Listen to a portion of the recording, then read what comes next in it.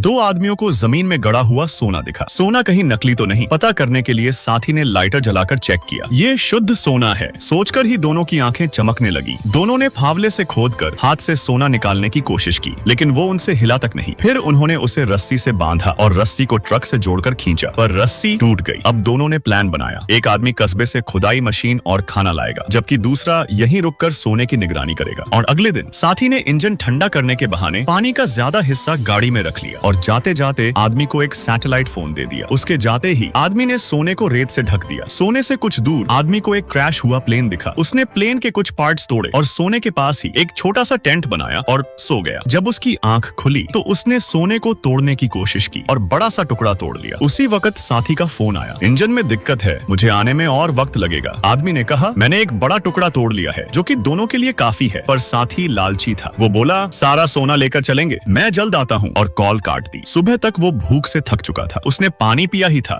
कि एक जहरीला सांप आ गया। भूखे आदमी ने चाकू से हमला किया। सांप बच गया और पानी की आखिरी बोतल भी गिरकर खाली हो गई। तीसरे दिन वो फिर से प्लेन से सामान लेने गया। तभी उसने देखा कि कोई और इंसान उसी की तरफ आ रहा है। वो भागकर प्लेन में घुसा और सोने के टुकड़े को छुपा दिया। उसने बाहर आकर खुद को कबाड़ी जैसा दिखाया। औरत ने उसे सांप का लीवर खाने को दिया, पर उसने मना कर दिया। वो जान चुकी थी कि ये आदमी कुछ छुपा रहा है। उसने पूछताछ शुरू की और जब जवाब नहीं मिला तो सीधा आदमी के टेंट की तरफ बढ़ने लगी। आदमी घबरा गया। उसने समझौता करने की कोशिश की और कहा, प्लेन तुम्हारा है, मैं चला जाता हूँ। पर औरत मानने को तैयार नहीं थी। आदमी चिल्लाया, दफा हो जा यहाँ से, लेकिन वो नहीं मानी। औरत आदमी के थके होने का फायदा उठाकर टेंट में घुसकर तलाशी लेने लगी, पर आदमी ने एक लोहे की रॉड उठाई और उसके सिर पर मार दी। औरत वहीं ढेर हो गई। आदमी ने उसका पानी पिया और खाना खाया और उसे रेत में गाड़ दिया। सुबह साथी का फोन आया, मशीन मिल गई है, पर कुछ देर और लगेगी। आदमी लकड़ी लेने गया, तभी रेतीली आंधी आ गई। वो भागा और अपने टेंट में घुसा, लेकिन टेंट उड़ गया। वो बेहोश होकर जब होश में आया तो उसके पेट में लकड़ी घुसी थी। आदमी फिर से बेहोश हो गया। भूख और कमजोरी से आदमी इतना कमजोर हो चुका था कि उस पर कुत्तों ने हमला कर दिया। वो उसे खींच ले गए। पहाड़ी से उसका साथी दूरबीन से सब देख रहा था। वो तो बस आदमी के मरने के इंतजार में था। अब आदमी निश्चिंत होकर पहाड़ी से गाड़ी लेकर नीचे आया, पर तभी उसे भी किसी ने छिपकर तीर मार दिया और अंत में लालच में फंसे दोनों अपनी जान गंवा बैठे।